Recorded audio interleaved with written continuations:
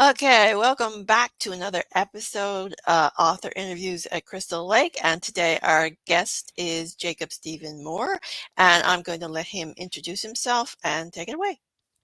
Hi, I'm Jacob. I am the editor of The Joining Scenes of Wedding Terror, my second anthology with Crystal Lake Publishing. And the joining is what we are here to talk about today. Mhm. So, give us a quick overview of the anthology. What is it about?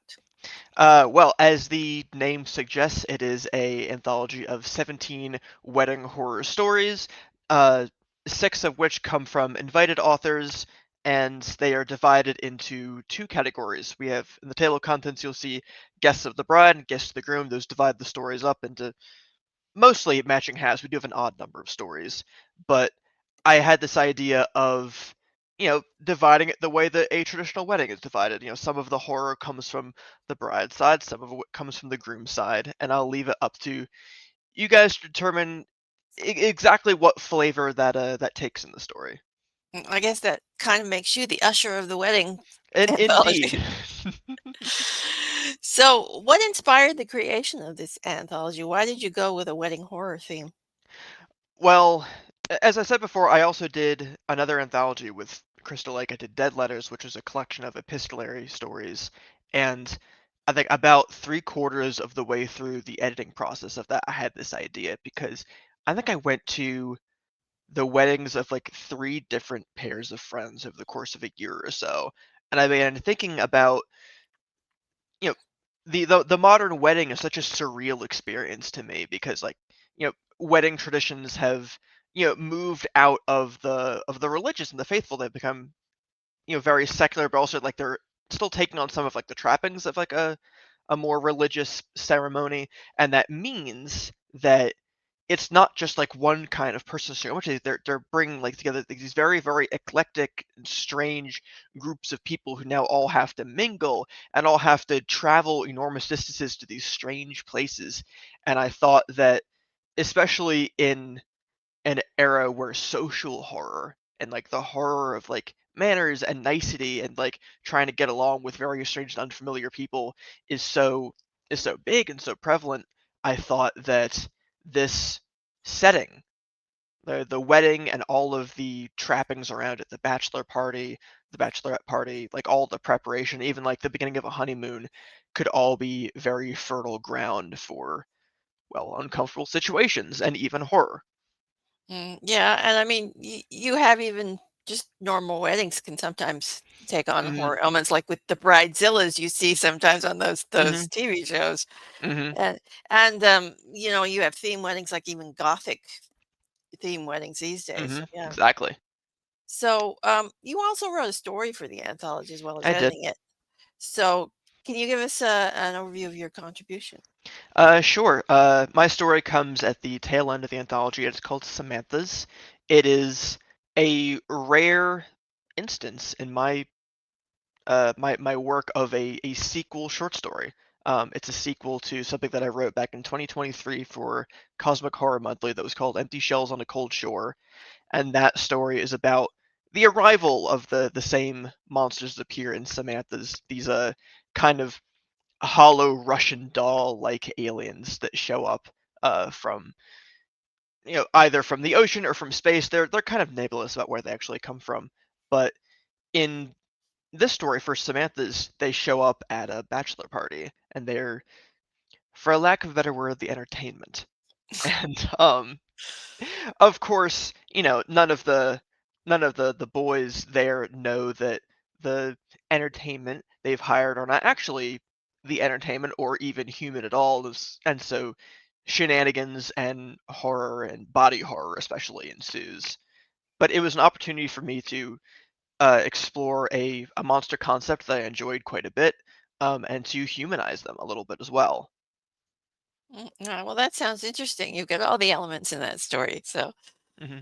yeah. So can you give us a quick rundown of some of the other stories? What can readers look forward to? Sure. The like I said before, it is 17 short stories, six of which come from invited authors, which include some very dear friends of mine, like J.A.W. McCarthy, Jack Lothian, Gordon B. White. Um, Scott J. Moses, Joe Koch, and of course, there's my contribution at the end. Um, what really impressed me about a lot of these, up to and including the invited stories, was like just how varied they managed to be in terms of how they treated the material. Like you do have a lot of stories set at weddings, but it's not always like a bride or a groom or a guest. You have like the photographer at a wedding to tell a story. You have like a wedding planner. You have very unusual weddings. Things are like almost weddings, but not quite. You have like an engagement party story. Like everything you can think of, anything that could possibly be construed as wedding related is represented here. And I think that uh, I think that it'll make a very good gift for your horror lover who is about to get married, him or herself. Mhm. Hint, hint, wink, wink. Yeah, well, let's hope they have a good sense of humor. Hmm. Yeah, I thought the photographer one was interesting because, yeah, you could go a lot of ways with that, especially towards the paranormal ghost side of Hmm. things. Yeah, so the idea of weddings, of course, to a normal person, not us horror writers, Hmm. uh, uh, doesn't necessarily conjure the thought of horror. But why do you think that was actually the attraction for the anthology, that this challenge of turning this romance into something twisted and a cursed nuptial? Hmm. I think there's an element of challenge to it, and I think that that's part of what attracted me to it. That's part of what I think attracted a lot of the wonderful authors who contributed to the project. But believe it or not, I don't think that weddings and horror are so, if you'll excuse the pun, divorced as you might think. Um, we I think we very falsely think of love and fear as opposites. I think that they are related. I think that all powerful emotion is related and intertwined, and we pit them against each other. I think almost at our peril. I think that you cannot fear unless you love. You cannot fear unless you have something precious to lose. And what is more precious than, well, a loved one? And what's more high stakes than a wedding? It's, two people coming together forever, the joining of one flesh. Like that is it's very Catholic, but it's also very Gothic and very there's a body horror element to that idea. So it was a challenge, surely, but not so much a challenge as one might think, I think. Yeah, there's definitely a horror story in there if you took that joining as one literally. Hmm. And not to tell too many tales out of school, but that idea is covered at least somewhere in this collection. Ooh, cool. Hmm.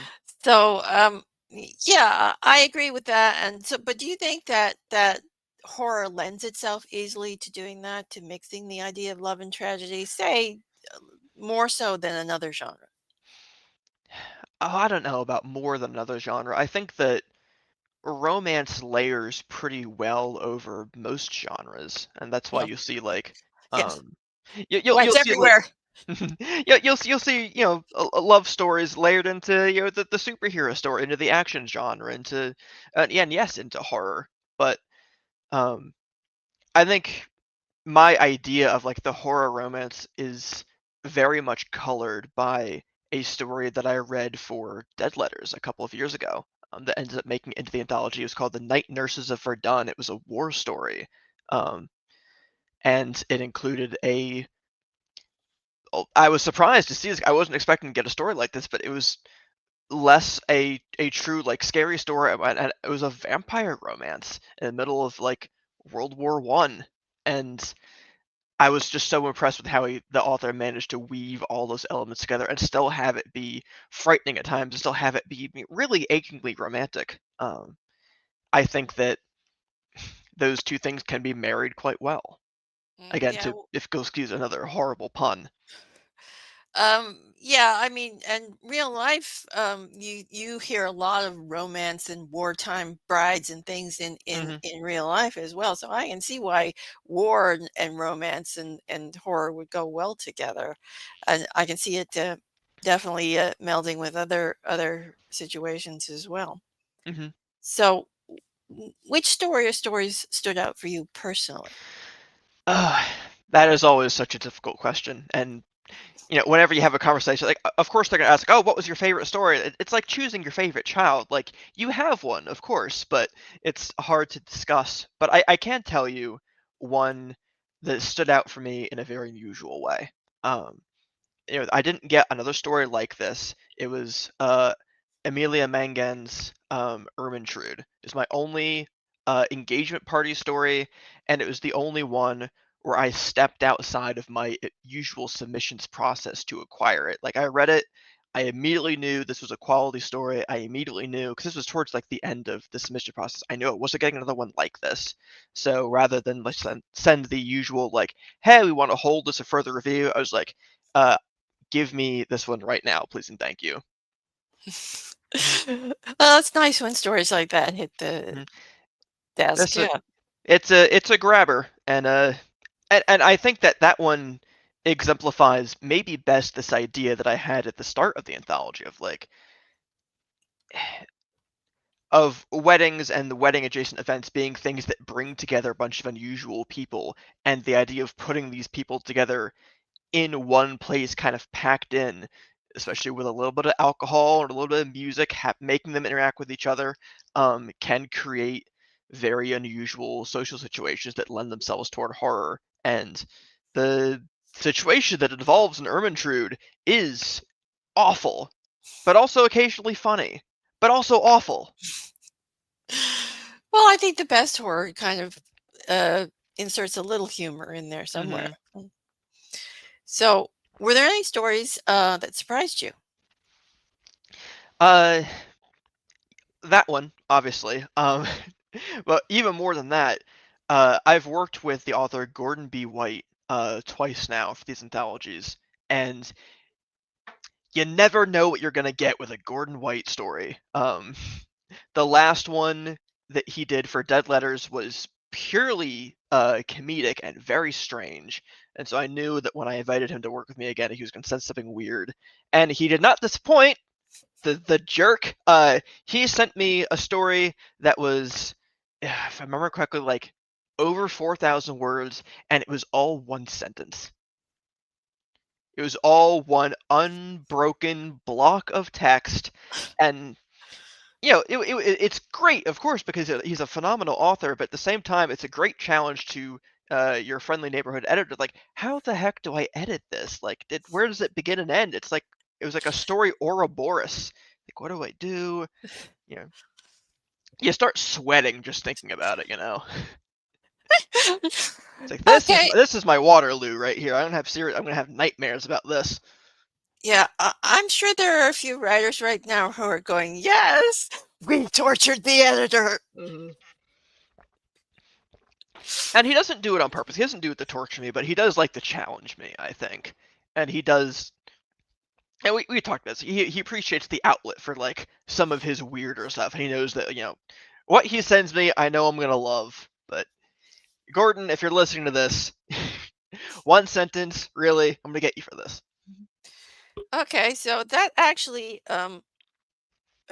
is a good segue to this particular question is what was the hardest thing about editing the anthology and did you run into any unexpected issues? And we're going to assume that was one of them. Less that one's less an issue than just an interesting hurdle to overcome. More so than, or maybe in equal parts too with Dead Letters. We did get some very good but very similar stories, and so choosing between like two that were like equally good and equally nasty, but also covered very similar source like material, was a challenge, especially with an unusual case of T.L. Bodine's Perfect Union, which opens the anthology. A really wonderful story, a really great treatment of love and body horror and desire and lust and commitment, and one that has a physical concept at least very similar to Samantha's, which is a story that I wrote. And I was thinking to myself, bring myself to I can't say no to the story because it's similar to mine. Like that's just kind of a dick move. Um, but I also don't want to drop Samantha's, but I don't know about having two similar stories. And then ultimately I decided in conversation with the author, like, what if we make them bookends? He opens the anthology, he introduces the concept of wedding horror to the world, and then towards the end you get kind of a companion piece to it, which is Samantha's, which covers this similar topic just kind of from the other end, so to speak. Yeah, well, that's the hard decisions the editors have to make, and you made a good one Mhm. there. Mhm. That was it. So That one was a doozy. Like I met many long sleepless nights talking about that one. so what was your favorite thing about editing the anthology? Oh, it's the same thing about editing any anthology or really working with in editing at all. It's meeting new authors, discovering new talent. I know that there's at least one person in this anthology where like this is like their first published like short story in English, and that was a phenomenal thing. Like I love being the facilitator for stories like that. I love discovering new people, or at least people new to me. I also get to work with friends of mine who contributed, and that's always a lot of fun.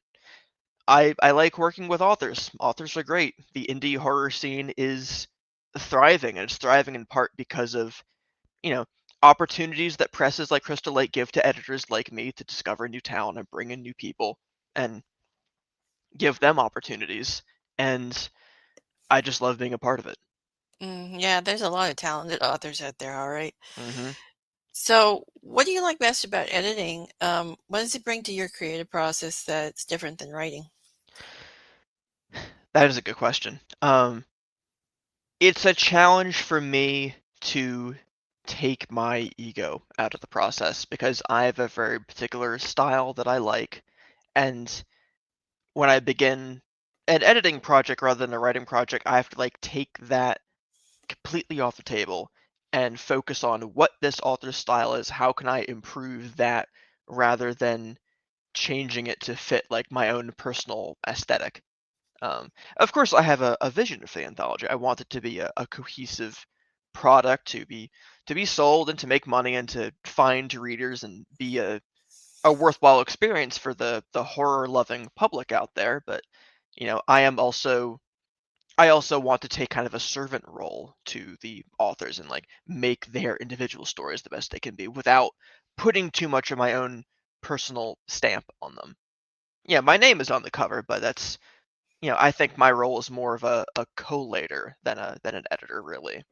Like the choosing of the stories, I think, is more important even than the editing itself of them. Yeah, I definitely agree with that. I mean, I've never edited an anthology, but I've read a ton of them. Hmm. And a lot of times an anthology makes or breaks on the story selection. Yeah, definitely. Hmm.